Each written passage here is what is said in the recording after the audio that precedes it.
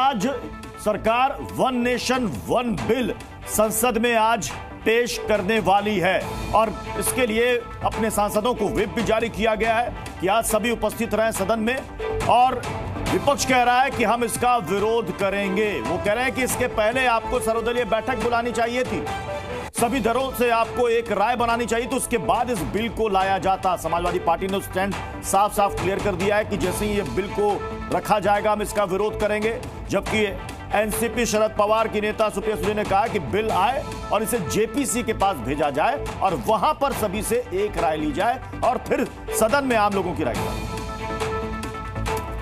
Your permission, I beg to move for leave to introduce the Constitution 129th Amendment Bill 2024, further to amend the Constitution of India। ये item number 18 में है और item number 19 में जैसे आपने कहा honourable speaker sir, with your permission I wish to move for leave to introduce the Union Territories Laws Amendment Bill 2024, further to amend the Government of Union Territories Act 1963, the Government of National Capital Territory of Delhi Act 1991, and the Jammu and Kashmir Reorganization Act 2019।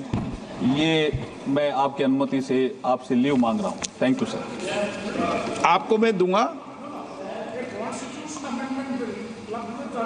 It's not proper and separate होगा, separate हो, discussion होगा sir. allot me the time for only one person leaders, okay, but a constitution amendment bill drastically changing the electoral process of our country, that used to be introduced separately, that used to be introduction has to be discussed, then take the other bill, otherwise it will be not fair as far as constitution amendment is concerned। माननीय सदस्यगण, मैंने आपको कहा है कि दोनों के विषय पर एक साथ बोलेंगे, लेकिन इंट्रोड्यूस भी अलग अलग होगा और पासिंग भी अलग अलग होगी। मतलब चर्चा करते समय मैंने जॉइंट बोला है कि दोनों विषयों पर एक साथ चर्चा करें। बाकी मैंने पेश भी अलग अलग किया है, माननीय मंत्री जी ने पेश अलग किया, मैंने भी अलग अलग बोला, लेकिन चर्चा करते समय जॉइंट करने के लिए कहा है। Shri Manish Tiwari ji. Thank you very much, Mr. Speaker, sir. I rise to oppose the introduction of the Constitution 129th Amendment Bill 2024 and the Union Territories Laws Amendment Bill 2024. Mr. Speaker, sir, beyond the 7th schedule of the Constitution is the basic structure doctrine. And that basic structure doctrine spells out that there are certain features of the Indian Constitution which are beyond the amending power of this House also. One of the essential features is federalism and the structure of our democracy. And therefore, the bills which have been moved by the Honorable Minister of Law and Justice absolutely assault the basic structure of the Constitution and are beyond the legislative competence of this House, and therefore they need to be opposed ab initio, and the introduction of those bills have to be stopped. Number two, Mr. Speaker, sir, how is it possible under our constitutional scheme that the tenures of the state legislatures can be made subject to the tenure of the national legislature? That is completely an antithesis of the constitutional scheme. There is absolutely no way under the Indian constitutional scheme where the states are separate constituents and equal constituents, the term of the state legislatures can be made subject to the term of the national legislature. And my final point, Mr. Speaker, sir, India is a union of states. Article 1 of the Constitution states that India is a union of states and not vice versa. And so therefore, this excessive centralism which is sought to be brought into existence by this bill absolutely militates against the constitutional scheme in its essence, in its entirety, and in its very object. And therefore, Mr. Speaker, sir, I would once again like to urge this House that the introduction of the bill and the consideration of the bill, because of the basic structure doctrine enunciated by the Supreme Court in the Kesavanand Bharti case, is beyond the legislative competence of this House, and therefore this bill needs to be withdrawn immediately. Thank you, Mr. Speaker, sir. Dharmendra Yadav. धन्यवाद अध्यक्ष जी।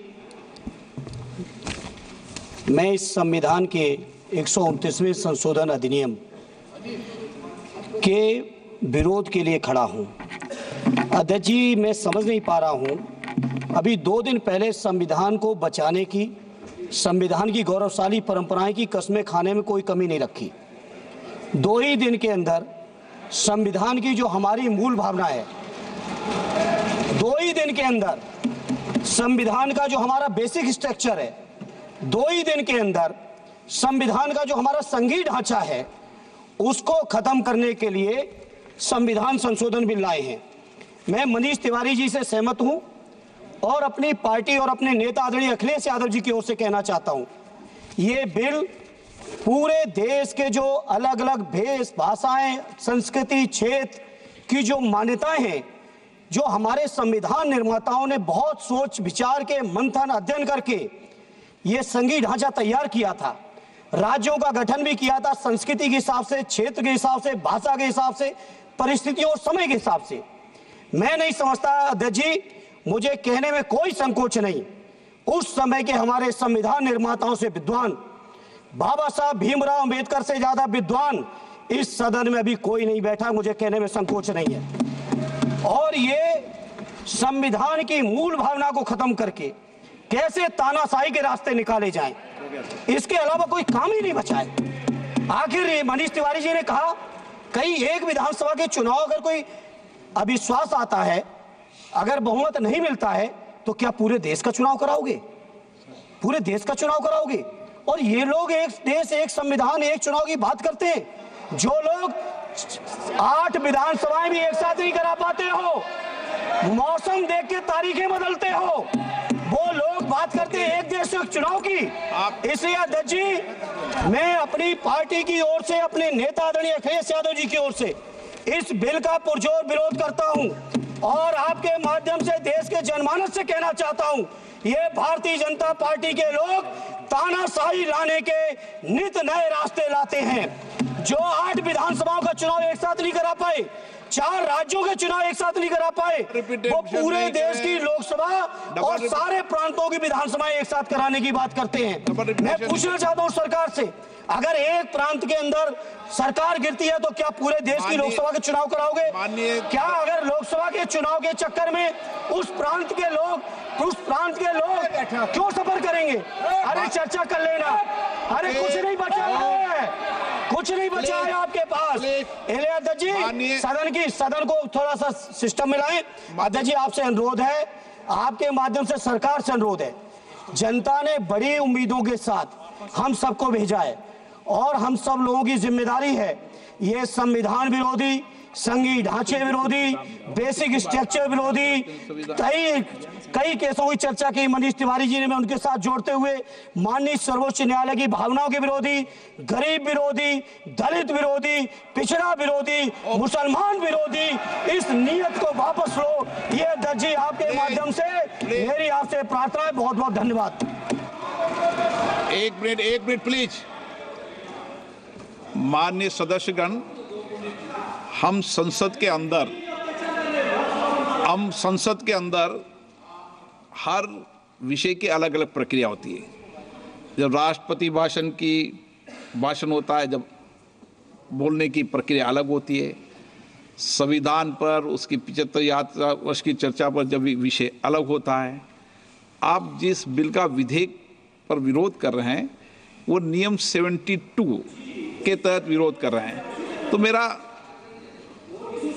मेरा आप सबसे आग्रह है कि हम संसद की मर्यादा, परंपरा, उसकी चर्चा को उच्च कोटि की बनाए। तो नियमों के तहत 72 में के परिप्रेक्ष्य में आप एक मिनट प्लीज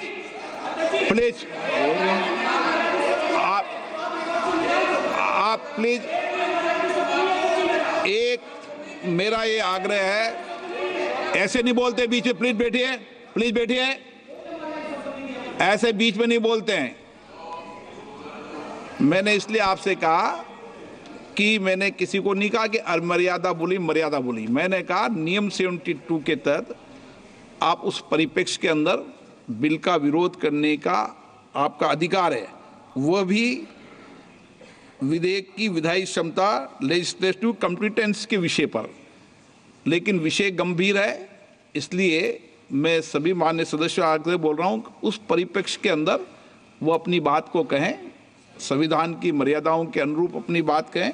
मैं सभी माननीय सदस्यों को पर्याप्त अवसर दूंगा, पर जब बिल पर डिटेल चर्चा होगी तब आप जो भाषा बोल रहे हैं वह बोलने का अधिकार रहेगा। ठीक है, सब सहमत इस बात से? आपको देंगे, आप दोनों में से तय कर लो कौन बोलेंगे। हाँ, कल्याण, आप दोनों तय कर लो पहले। नोटिस है,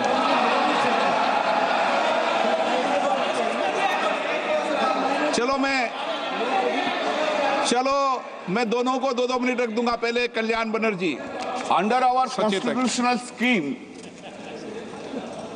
the basic structure of constitution is read in between the lines. This proposed bill hits the basic structure of the constitution itself.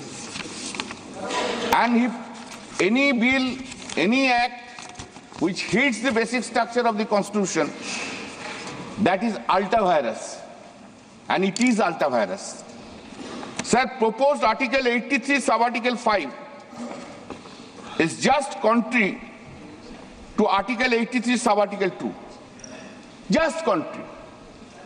Either you keep 83.2 or you keep 83.5. Both cannot be kept. Both are inconsistent with each other. Then, sir, effect of proposed Article 82A, Sub-Article 3 simply establishes that tenure of state legislative assembly simply depending upon